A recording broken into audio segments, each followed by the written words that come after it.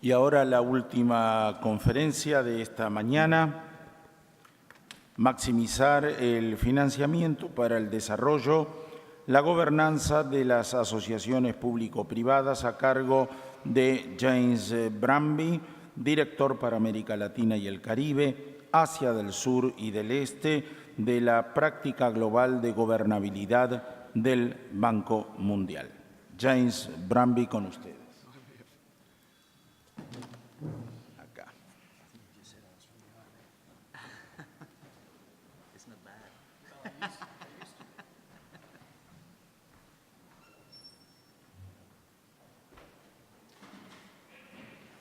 Well, nice to see you again so quickly.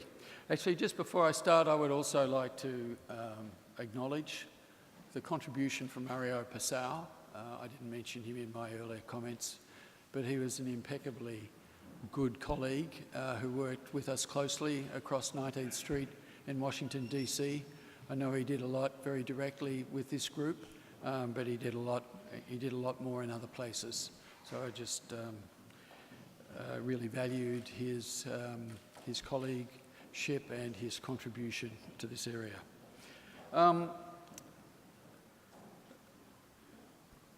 So I'd like to talk about the role of PPPs and the contribution to PPPs in the context of a wider thing that we call maximising private finance for development.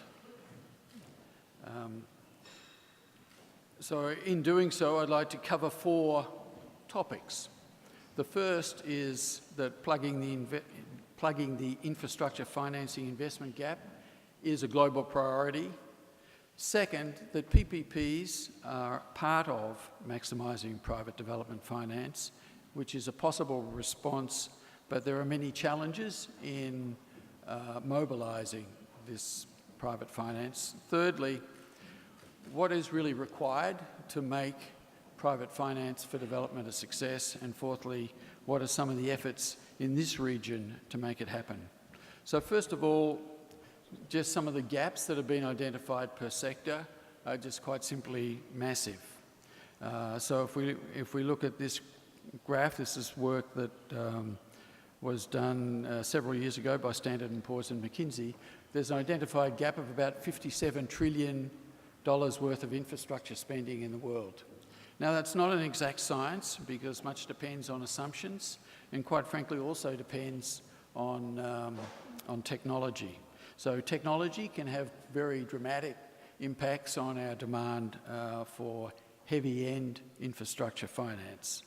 And of course, whilst those things can lead to variation in the degree of estimation, things that happen on the ground, such as economic crises, such as political crises, such as conflict, can actually very directly influence the stock and the stock value that is in place.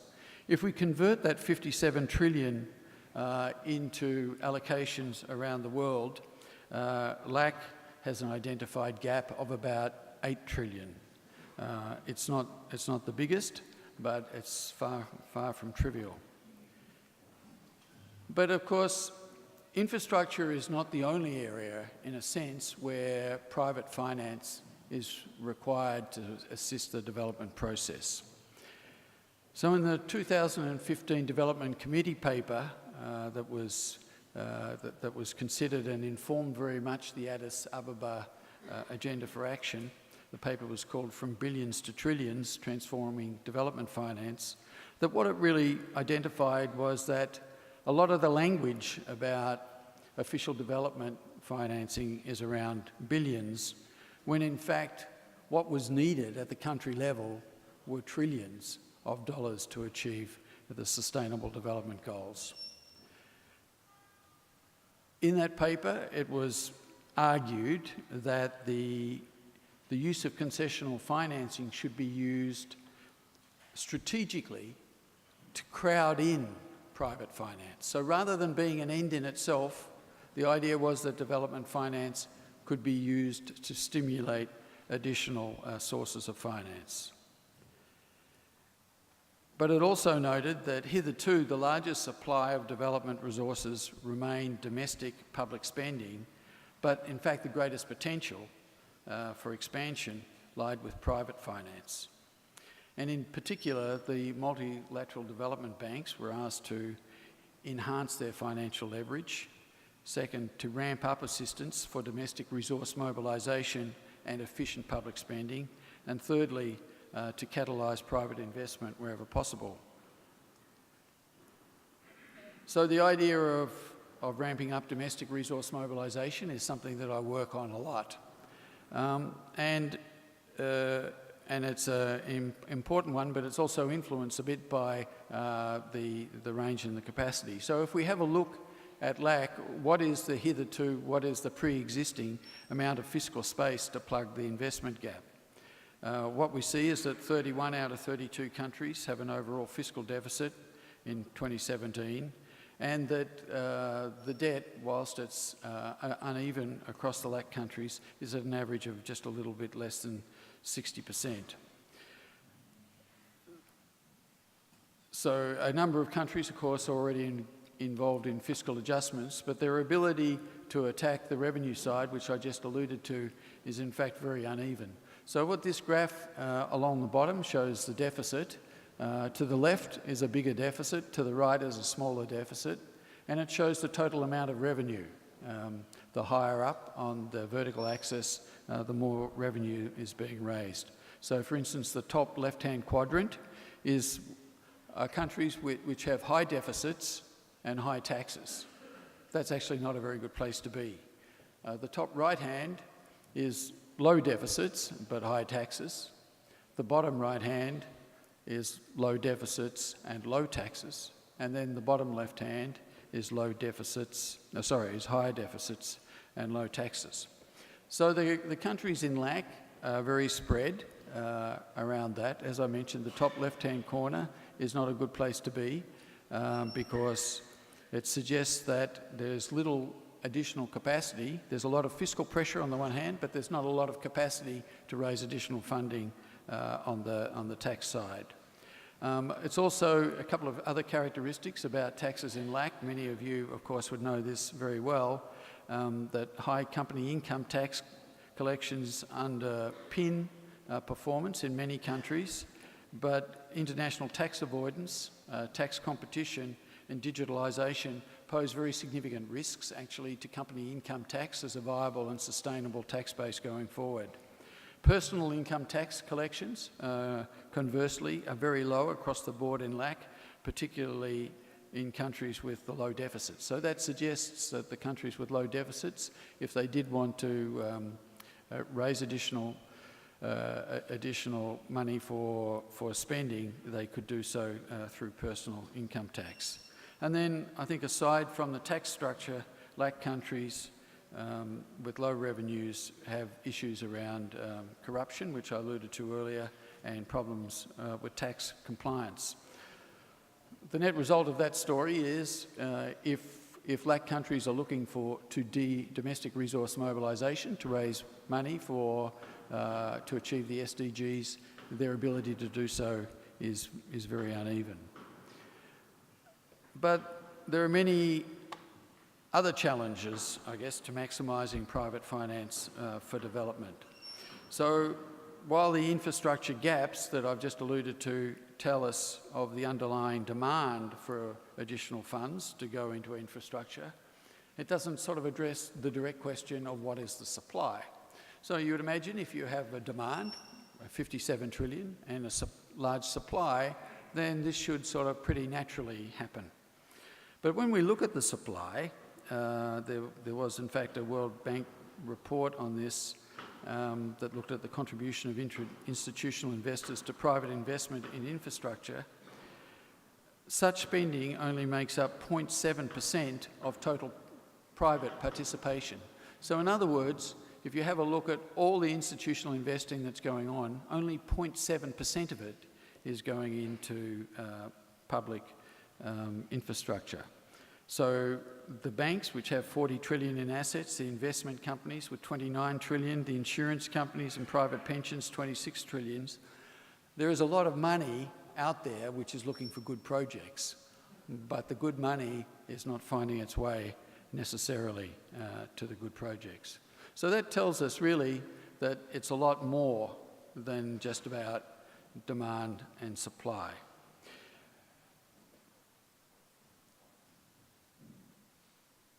In fact, what we believe is that the maximising finance for development is really about the need for sectoral transformations in countries. It's also about, in terms of ourselves, the World Bank, to meet this challenge that we were asked to meet.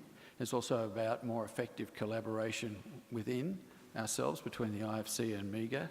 And it's also about delivering better value for our clients and for countries, of course, to deliver better value for their citizens.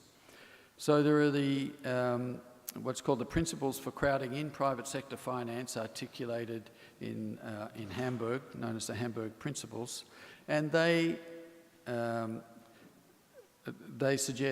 principles suggest that maximising finance for development, private sector finance, can expand on the commitments of the multilateral development banks by following these principles, which recognise country ownership, which are about creating an investment-friendly environment, about prioritising commercial finance over public finance, expanding and standardising credit enhancement, and blending concessional resources with private capital.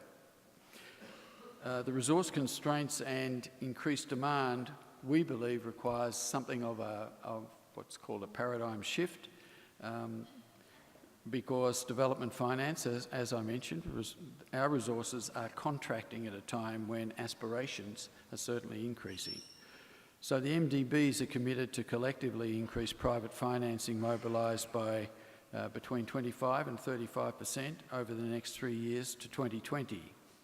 And these principles that I've alluded to also reaffirm the commitment of G20 countries to foster effective approaches to mobilisation. So from our point of view, how do we try and operationalise that at the country level? This is not all that different from what Raymond was just alluding to. So the first question to ask is there a private sector solution that is sustainable and that limits public debt and contingent liabilities? A lot of Raymond's presentation was about public debt and contingent liabilities, as we'd expect from the IMF. And if yes, then the desire is to promote such private solutions. But if no, that just starts the process of peeling back the layers from the onion. So is it because of policy and regulatory gaps? Is it because of risks, again, which were highlighted in the previous session? Or, in fact, after going through these processes, does it appear that the project still requires public financing? Now, the ability across the world to pick this up and to implement private finance is very uneven. So the wheel there shows basically that all the blue, I don't know if you can see it clearly from where you're sitting, but all the blue is the East Asia and Pacific region. So that's more than 50% of the world's efforts of private finance for development.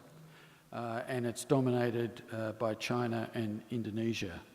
Then the other regions of the world, Sub-Saharan Africa, Europe, Middle East, North Africa, South Asia, and LAC make up the rest. LAC is the green bit at the bottom, and Argentina is prominently placed there as one country which is doing reasonably well. Whilst across the world, and from time to time, the amount of the particular countries which occupy the biggest parts of that wheel may change, the actual underlying private finance deals that are flowing in emerging economies, which is the graph on the right, remains actually pretty flat. And part of the reason for that is that in the end, private sector finance for development is not a silver bullet. So there's a limit, in fact, to the activities that are suitable for private finance. If we look at the list of countries below and we look back through time, including learning from errors, but also learning from successes, we see that basically the maximum suitable for private finance tends to be about 15% of the total spend on public investments. So what do we think is required for successful maximisation of finance for development? First of all, it is about having a well-organised and integrated model of public investment. So these are the 8 features that we identified in a paper that I was co-author of about 8 years ago, which really attempts to depict what a well-organised process for public investment looks like. So it begins with having projects which are linked to the country's development strategy. It's also follows that each project needs to be rigorously appraised, and that appraisal needs to be subject to internal review. There needs to be a clear authority to screen and reject projects. So some of those little diagrams that Ramon and myself have just referred to imply that there is that in place, but in fact in some countries that is very disorderly, and the ability of politicians in particular, but not solely, to ride around a well-orchestrated and managed selection process does undermine a bit the quality of public investment. Then following that, there is the issue of implementation, which is about having an effective flow of funds and procurement processes to support the implementation and the operation. And then, as Ramon has alluded to, in many projects, be they public sector or private finance, there is a need to adjust as the project is being implemented. The world is an uncertain place. It's impossible to accurately depict what exactly will happen. So you do need a way to adjust to take account of renegotiation, hopefully, which is not biased to one side. And then second to last is the need to maintain asset registers, operate and maintain the asset, which is operation, and then finally to evaluate. We do learn from what we've done, so it's very important to have a process which looks into the rear view mirror. But when we look at where some of these things tend to break down in relation to private sector finance for development in particular, we see that there's quite a focus actually on issues around governance. So one of my colleagues who actually headed the PPP unit at the World Bank would say there's not a financing gap in infrastructure, there's a governance gap in infrastructure, which means that the financing available does not go to the infrastructure projects. So to assist the focus on the sorts of governance dimensions, there have been a series of global roundtables that focus very specifically on the governance dimensions of infrastructure. And associated with that, we've developed 10 governance dimensions, which we think are important. You'll get an opportunity to look at them, but I'd like to highlight just a few. The 3 there in the colour at the bottom is the principle 4, which is that the value for money should guide the decision on how to procure an asset. Principle 7, so that's the value for money between a traditional way of financing from public resources versus private sector financing. I think I should have brought my guitar and joined in. I won't join in the singing though, that would be a bit much. Principle 7, there should be a high degree of transparency across the investment cycle. And Principle 10, that mechanisms to protect and promote integrity, some things that I referred to in my opening comments, should be incorporated comprehensively across the investment cycle. So these 10 governance dimensions, we believe, are very important in indicating what may be the reasons that the financing which is available is not finding its way to projects. But if we look from more the global to here in LAC, What should LAC do to get more private sector financing for development?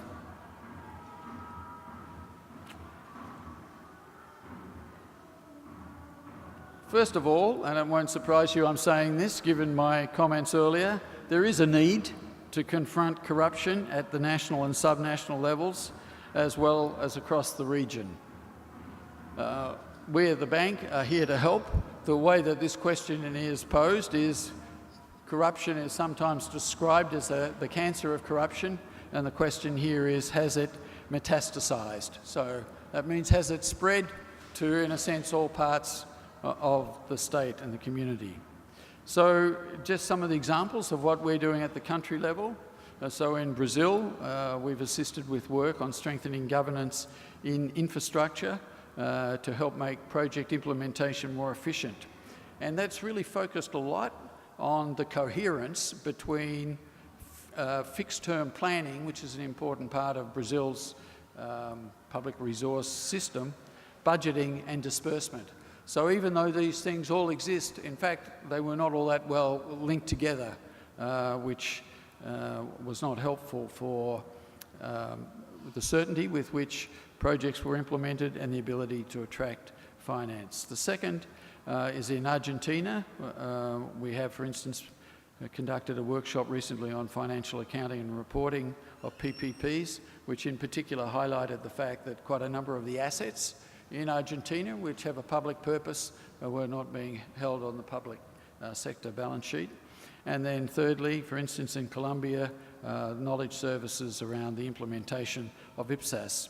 So they're sorts of, I think, contributing factors which improve the quality of governance for infrastructure and which is paid off for increased private finance. But it's not just a country by country by country issue or problem. I think what we see in LAC is determination across the region as a whole through collective means to focus on this.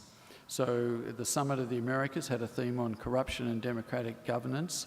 The IMF has recently moved into the field of including in their Article 4 consultations an examination of corruption where they believe it is of macro-critical importance. Thirdly, the 8th OAS Summit of the Americas 2018 theme in democratic governance against corruption, which was held in Lima. Then, of course, there's the G20 Anti-Corruption Working Group, which is under Argentina's leadership, which puts special emphasis on pushing for integrity in SOEs, managing conflicts of interest, reflecting some of the work that's been done also here in Argentina, and other things such as bribery, public sector integrity and transparency, vulnerable sectors and international organisations.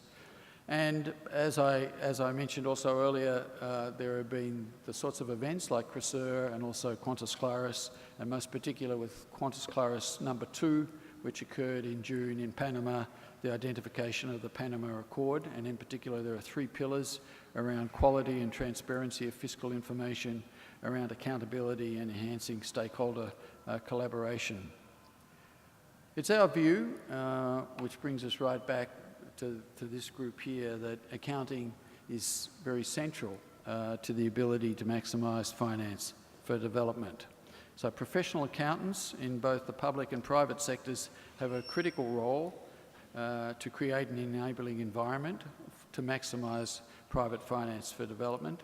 Financial reporting standards based on accrual accounting frameworks help governments and public sector organisations develop policies and programs that deliver sustainable, resilient public services and stronger economies. I think the first balance sheet of the public sector in a complete and consolidated way was compiled by New Zealand about 25 years ago. I think that it has stimulated many of the discussions around issues that were not really hitherto on the table. So the question of what is public net worth, what does it mean? And if it's negative now, was it negative last year or 5 years ago, and will it be negative in 5 years or 10 years?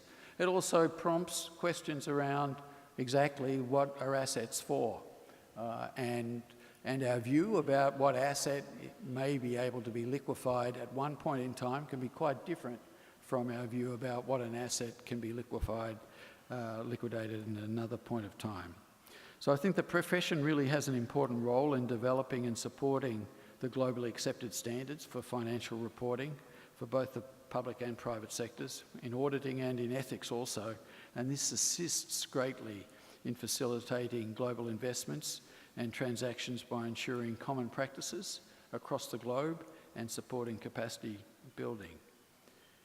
I think integrating reporting practices are increasingly recognised as well as a catalyst for behavioural change. I mean, that's where some of these questions were prompted from. They were prompted very directly from the accounting profession and around long-term thinking.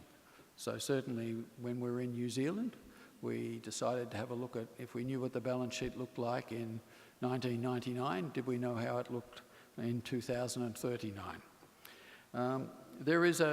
There is, of course, a heavy reliance on the profession to generate comprehensive and accurate financial reports to enhance greater transparency in government and the private sector operations, which are a foundation for this, the ties between the two. To this end, it's also relevant that the highly professional public sector accountants are capable of developing new skills associated with greater transparency and accountability, and to join in more directly some of the debates around these issues and their influence on their level of private sector finance. So I think we look to many of the people in this room to provide real leadership on this.